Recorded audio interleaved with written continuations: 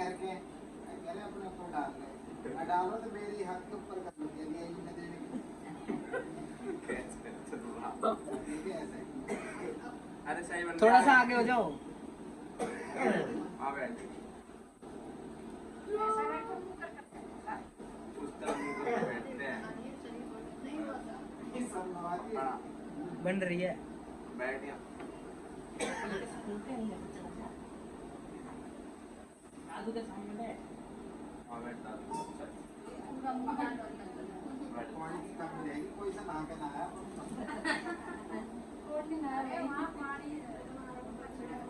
मैं रोज नहा रहा हूँ, ठीक है, साबुन लगा के और नहा रहा हूँ,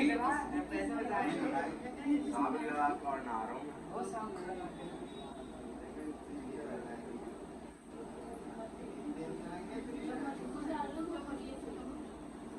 थोड़ा धुआं अपने आप को लगा ले, 2 मिनट में। 5 साढ़े 5 मिनट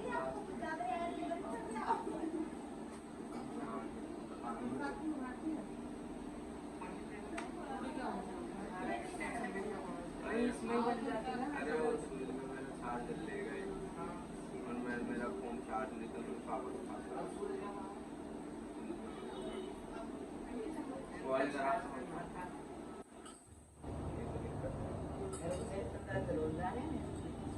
जाने को पड़ेगी है। हाँ वो चार्जर भी आते हैं। मेरे कौन सा मेरा ही चार्जर चार्जर 8 ऐसे देख। मेरे को 200 हाँ। वैसे नहीं ना, अपनी सिंगल ले। ब्रांड ओरिजिनल सेकंड हैंड इसमें लोकल पूरा नाम से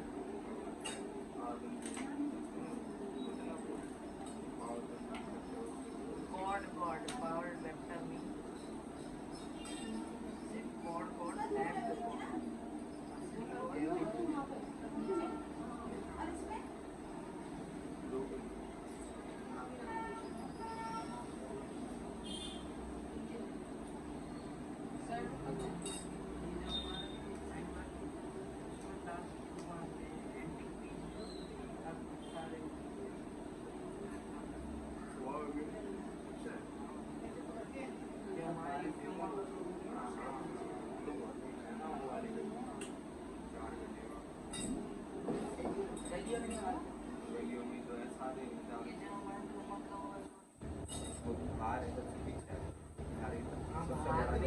पूजा में बैठे तुम अपने बकवास पे हैं?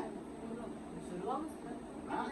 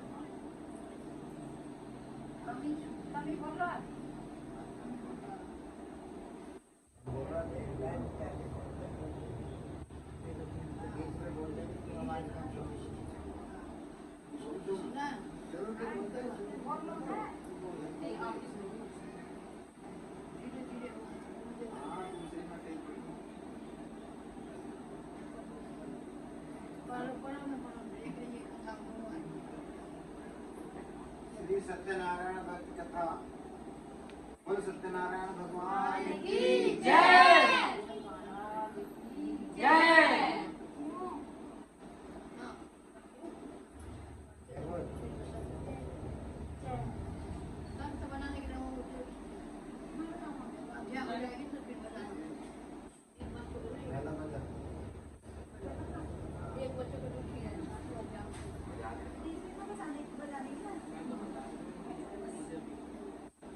बोल शंकर भगवान की जय। लक्ष्मी नारायण भगवान जय। कर दिया सारा सीन।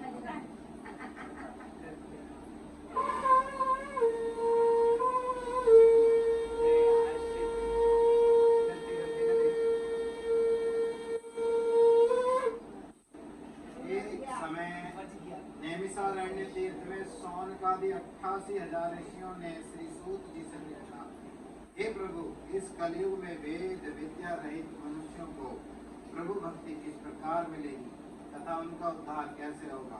इसलिए हे मुनि, कोई ऐसा तप कहिए जिससे थोड़े समय में पुण्य प्राप्त होवे तथा मनवांछित फल मिले। यह कथा सुनने की हमारी इच्छा है।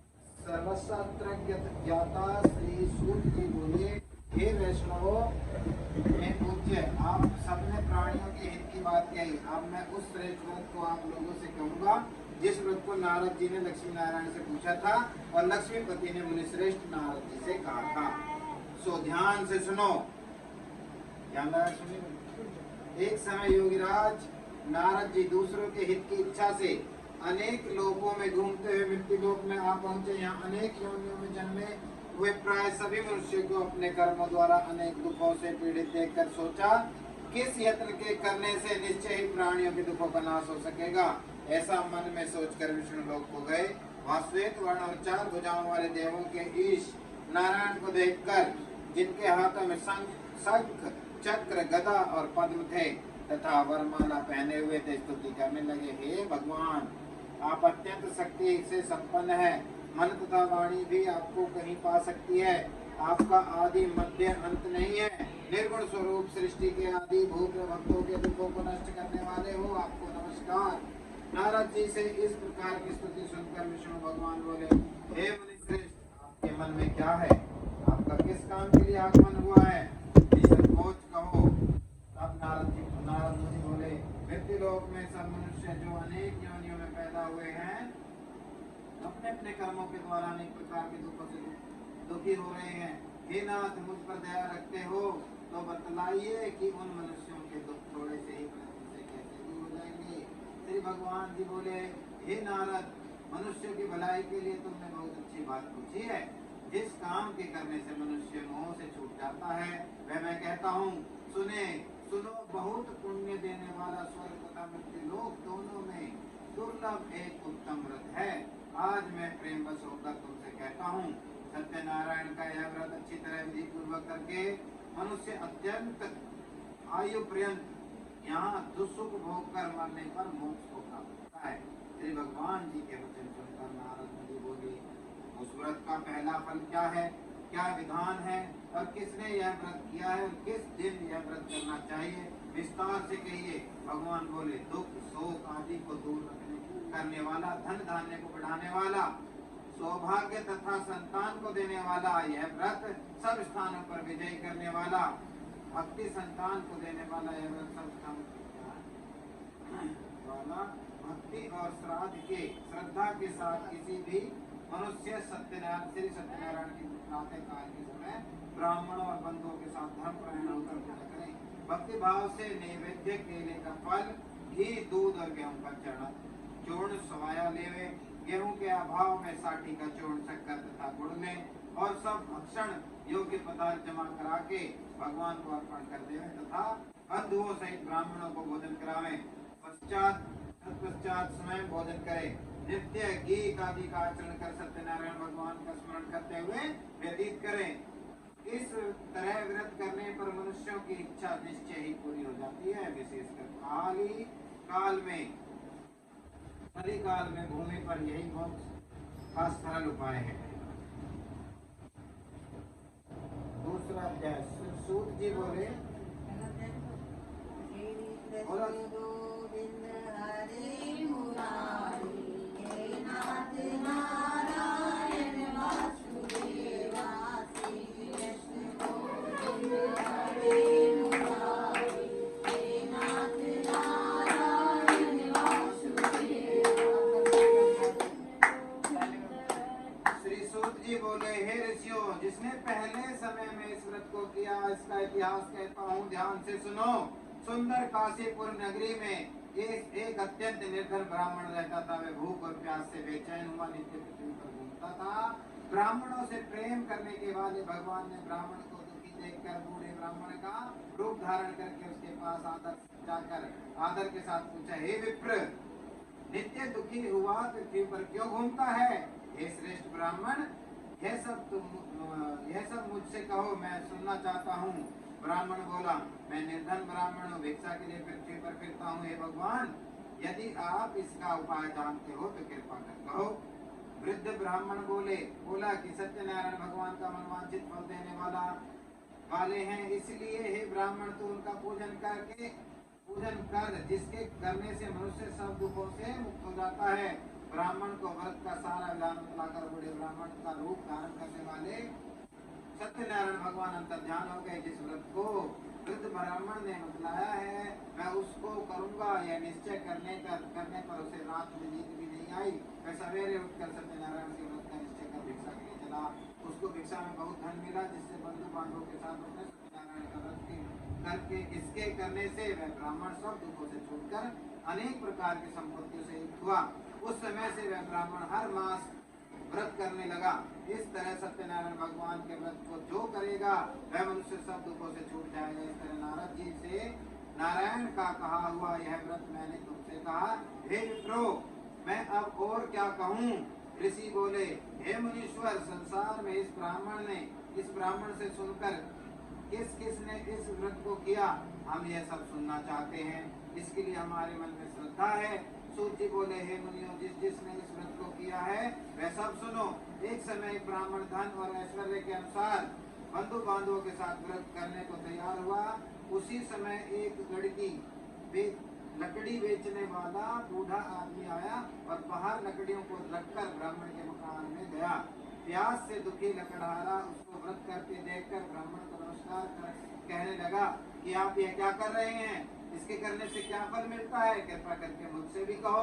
ब्राह्मण ने कहा, यह सब मनोकामनाओं को पूरा करने वाला यह सत्यनारायण भगवान का व्रत है।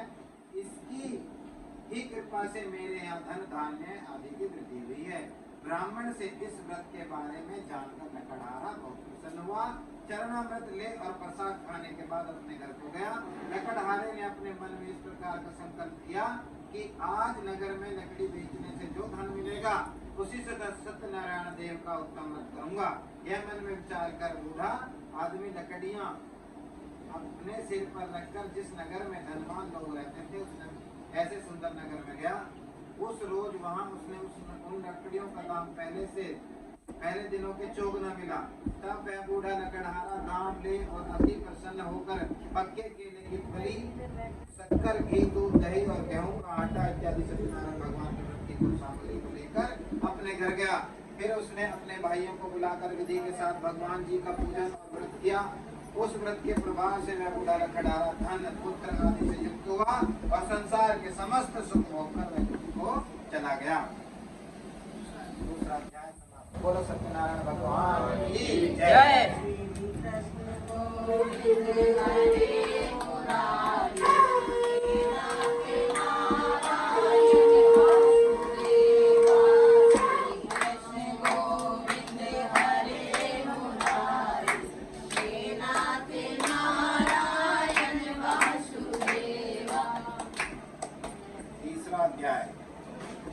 बोलो सत्यनारायण भगवान की जय।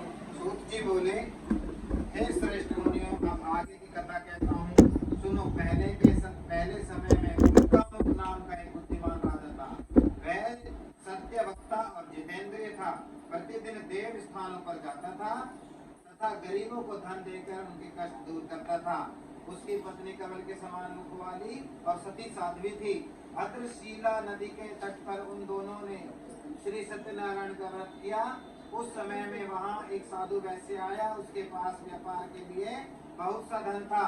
वह नाव को किनारे पर ठहरा कर राजा के पास आ गया और राजा को व्रत करते देखकर विनय के साथ पूछने लगा, हे राजन, भक्ति युक्त चित्त से यह आप क्या कर रहे हैं? मेरी सुनने की इच्छा है, तो आप यह मुझसे बताइए। राजा बोला, हे साधु, अपने बांधुओं के साथ पुत्रादि की प्राप्ति के लिए महाशक्तिमान सत्यनारायण भगवान का व्रत में पूजन किया जा रहा है। राजा के वचन सुनकर साधु आदर से बोला, हे राजन, मुझसे इसका सब विधान कहो, मैं भी आपके कथानुसार इस व्रत को करूंगा। मेरे भी कोई संतान नहीं है और इससे निश्चय ही होगी। राजा से सब विधान सुनकर व्यापार से निर्वृत्त हो वह आनंद के साथ घर गया। साधु ने अपनी स्त्री के साथ से संतान देने वाले इस व्रत का समाचार सुनाया और कहा, जब मेरी संतान होगी तब मैं इस व्रत को करूंगा। साधु ने ऐसे वचन अपनी स्त्री लीलावती से कहे और एक दिन उसकी स्त्री लीलावती पति के साथ आनंदित हो संसारिक धर्म में प्रवृत्त होकर सत्यनारायण भगवान की कृपा से गर्भवती हो गई तथा 10वें महीने में उसके एक सुंदर कन्या का जन्म हुआ। दिनों दिन वह इस तरह बढ़ने लगी जैसे शुक्ल पक्ष का चंद्रमा बढ़ता है। कन्या का नाम लीलावती रखा गया। तब लीलावती ने मीठे शब्दों में अपने पति से कहा कि जो आपने संकल्प किया था भगवान का व्रत करूंगा, अब आप उसे करिए। साधु बोला, हे प्रिय, इसके विवाह के समय पर करूंगा। उस प्रकार अपनी पत्नी को आश्वासन देकर वह नगर को गया। कलावती पितृ गृह में वृद्धि को प्राप्त हो गई। साधु ने जब नगर में सखियों के साथ अपनी पुत्री को देखा तो वह तुरंत दूत बुलाकर कहा कि पुत्री के वास्ते कोई सुयोग्य वर्ग देखकर लाओ। साधु की आज्ञा पाकर दूत कंचन नगर पहुंचा और वहां पर बड़ी खोज कर देखभाल कर लड़की के लिए सुयोग्य वाणिक पुत्र को ले आया। उस सुयोग्य लड़के को देखकर साधु ने अपने बंधु बांधवों सहित प्रसन्नचित्त अपनी पुत्री का विवाह उसके साथ कर दिया, किंतु दुर्भाग्य से विवाह के समय भी वह व्रत को करना भूल गया। तब श्री भगवान क्रोधित हो गए और श्राप दिया कि तुम्हें दारुण दुख प्राप्त हो। अपने कार्य में कुशल साधु बनिया जमाता सहित समुद्र के समीप स्थित रत्नपुर नगर में गया और वहाँ दोनों ससुर जमाई चंद्रकेतु राजा के उस नगर में व्यापार करने लगे। एक रोज भगवान सत्यनारायण जी की माया से प्रेरित कोई चोर राजा का धन चुरा कर भाग गया था, किंतु राजा के दूतों को आता देखकर चोर ने घबरा कर भागते हुए राजा के धन को वहीं छुपा कर रख दिया जहाँ वो ससुर जमाई ठहरे हुए थे।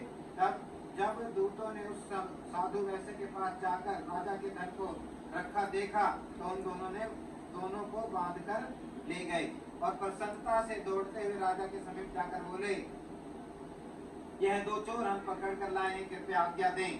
तब राजा की आज्ञा से उनको कठोर कारावास में डाल दिया गया। उनका सब धन छीन लिया गया। सत्यनारायण भगवान के श्राप के द्वारा उनकी पत्नी भी घर पर बहुत दुखी हुई और घर पर जो धन रखा था चोर चुरा कर ले गए। शारीरिक व मानसिक पीड़ा तथा भूख प्यास से अति दुखित हो अन्न की चिंता में कलावती एक ब्राह्मण के घर गई। वहाँ उसने सत्यनारायण भगवान का व्रत होते हुए देखा। फिर कथा सुनी तथा प्रसाद ग्रहण कर रात को घर आई। माता ने कलावती से कहा, हे पुत्री, अब तक कहाँ रही? वह तेरे मन में क्या है? कलावती बोली, हे माता, एक ब्राह्मण के घर श्री सत्यनारायण भगवान का व्रत देखा है। कन्या के वचन सुनकर लीलावती भगवान के पूजन की तैयारी करने लगी। लीलावती ने परिवार और बंधुओं सहित श्री सत्यनारायण भगवान का पूजन किया और वर मांगा कि मेरे पति और दामाद शीघ्र आ जाएं। साथ ही प्रार्थना की कि हम सबका अपराध क्षमा करो। सत्यनारायण भगवान इस व्रत से संतुष्ट हो गए और राजा चंद्रकेतु को स्वप्न में दर्शन देकर कहा, हे राजा, दोनों वैश्यों को प्रातः ही छोड़ दो और उनका सब धन जो तुमने ग्रहण किया है दे दो, नहीं तो मैं तेरा धन राज्य पुत्रादि सब नष्ट कर दूंगा। राजा से ऐसे वचन कहकर भगवान अंतर्धान हो गए। प्रातः कल राजा चंद्रकेतु ने सभा में अपना स्वप्न सुनाया। फिर दोनों वाणिक पुत्रों को कैद से मुक्त कर सभा में बुलाया। दोनों ने आते ही राजा को नमस्कार किया। राजा मीठे वचनों से बोला, हे महानुभावों, भावीवश ऐसा कठिन दुख प्राप्त हुआ है, अब तुम्हें कोई भय नहीं है। ऐसा कहकर राजा ने उनको नए वस्त्र नए नए वस्त्राभूषण पहनाए तथा उनका जितना धन लिया था उससे दुगना धन लेकर आदर सहित विदा किया। दोनों वैसे अपने घर को चले गए। तीसरा अध्याय समाप्त। बोलो सत्यनारायण भगवान की जय। कृष्ण गोविंद हरे मुरारी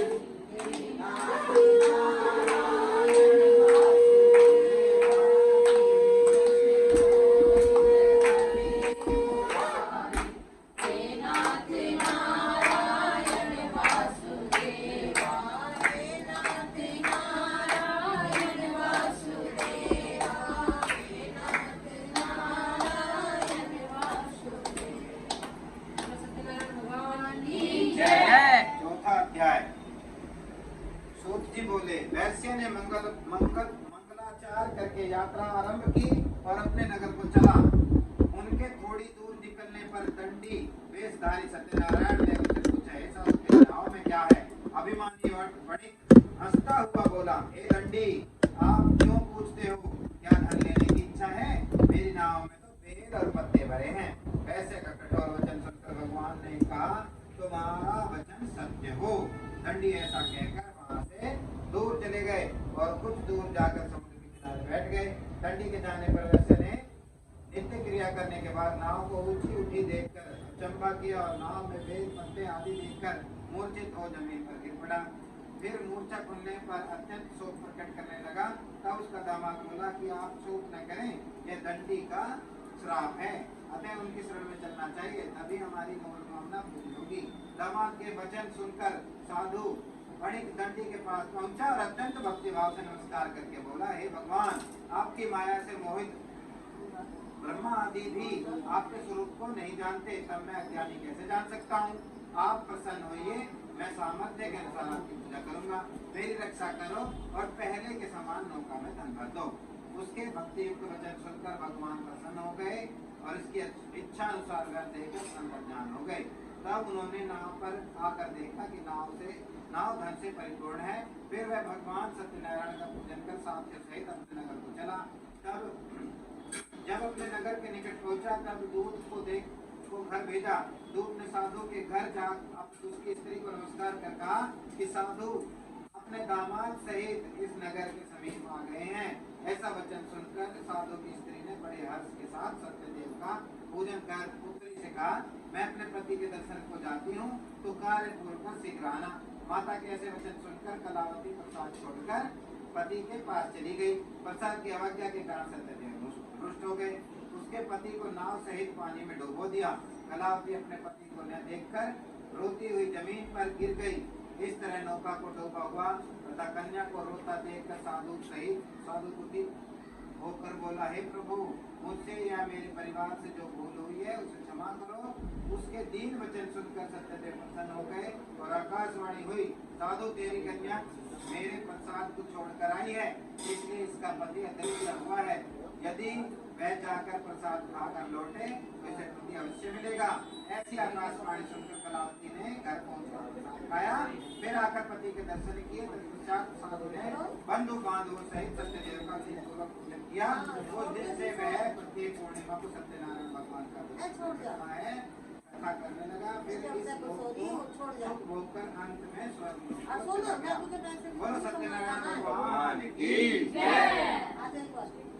श्री कृष्ण गोविंद हरे मुरारी हे नाथ नारायण वासुदेवा। श्री कृष्ण गोविंद हरे मुरारी हे नाथ नारायण वासुदेवा। पांचवा अध्याय।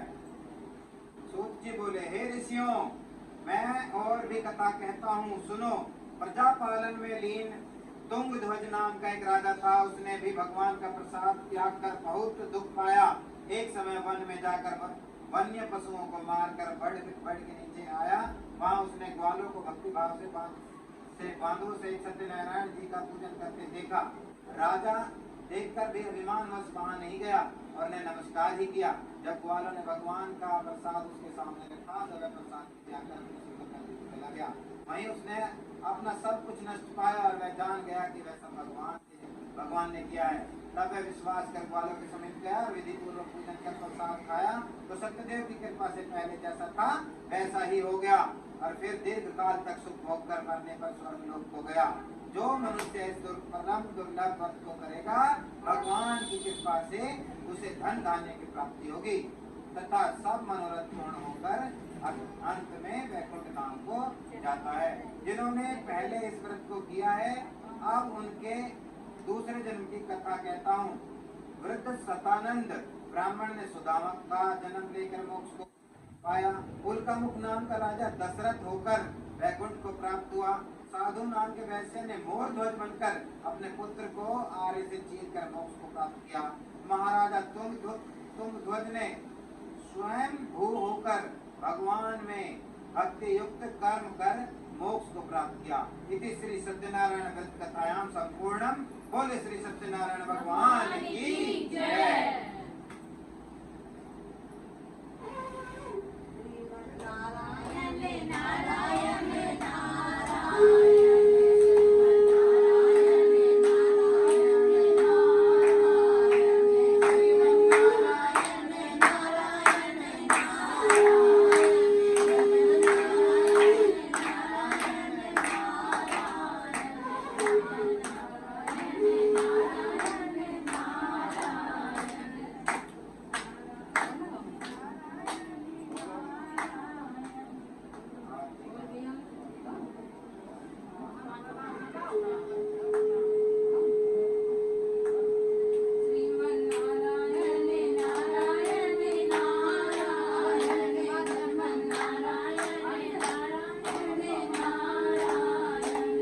सत्यनारायण भगवान की जय।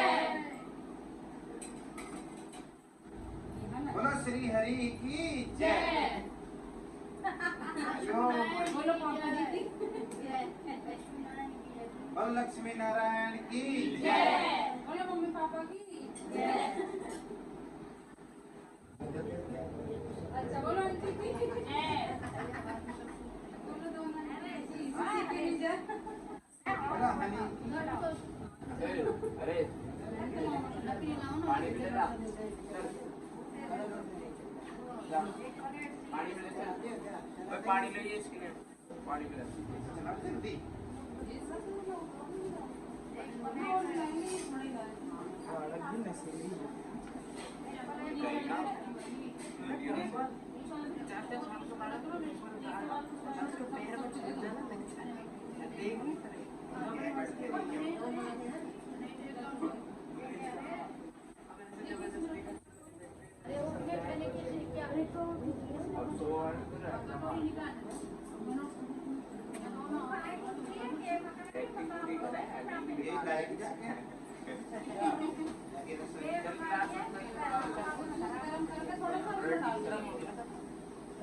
पता नहीं इसको डाल लो उसको डाल लो 20 मिनट में यहाँ पे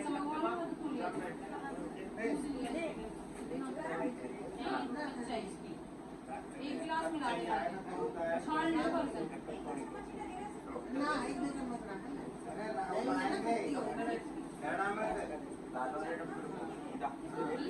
सीधा तो पानी बता दे बना बोतल सी बड़ी गुड़ वाली लाल दूध आया तो थोड़ा मिला उसकी है तो रखना डाल दो पानी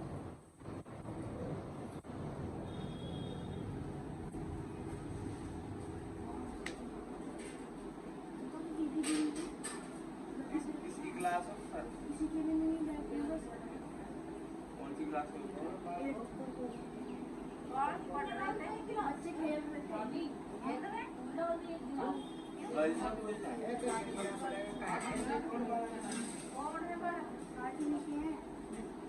खेल रहे थे छोटे छोटे बारिश है और कंबल उठा रहा था आठवीं के एक भाई एक भाई का बॉल डालेंगे दोनों का नाम का बैठो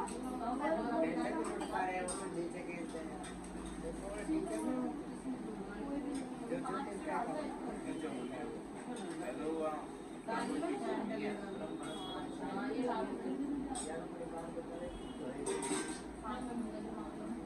बैठते क्यों ना वही बिना बच्चे पड़े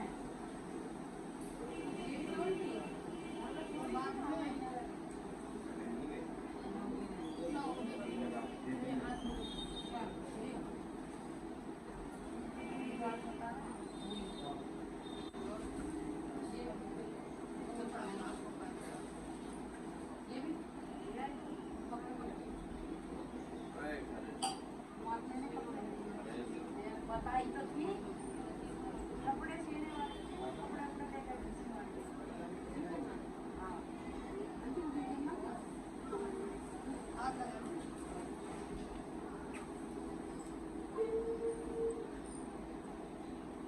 ऐसे थोड़ा लगाएगा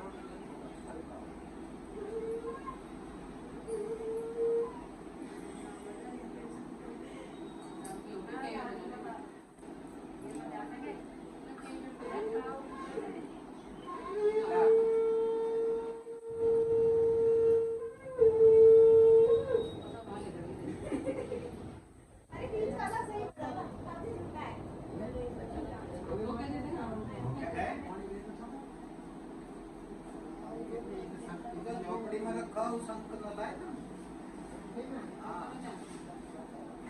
सही बजे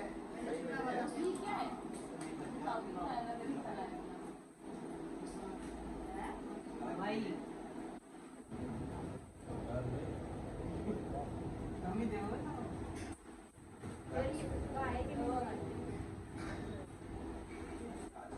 चाची पढ़ाती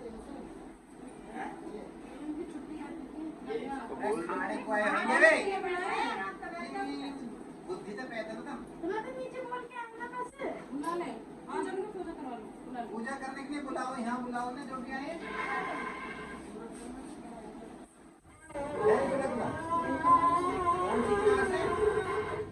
अरे 8 क्लास के ना हाँ ये बुला ले यहाँ बुलाओ बुला ले साहब छोटे भी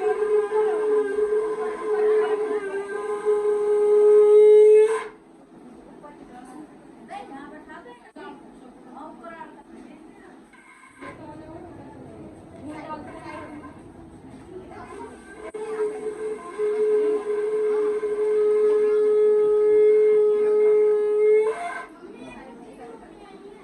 अरे मम्मी इन बच्चों को रोकना है अभी हाँ आए हैं वापस से रोकना ना है घर से आए हो गए एक की मम्मी आई तो उसे बोल दो कितना टाइम लगेगा आप लोग बोल दो हाँ बस होगी पूजा तो वो घर होकर आएंगे ना भेजा भेजा तो ना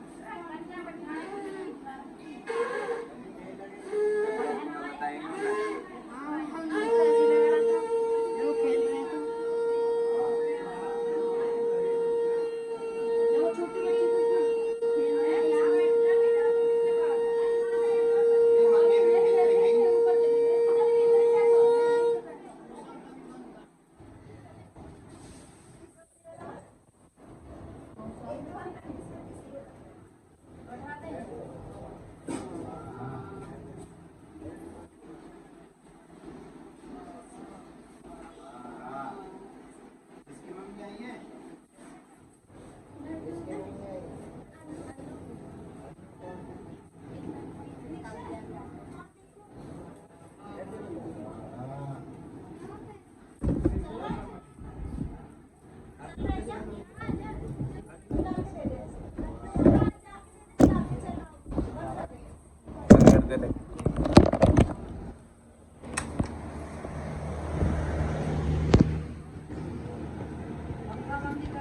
उधर का मुंह पर एक करे पर उधर को कर उधर को बस बस बस इधर कर थोड़ा सा एक है कि करते हैं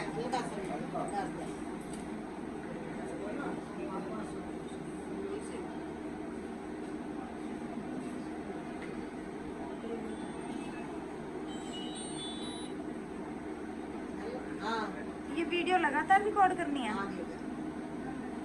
लगातार 37 मिनट हो गए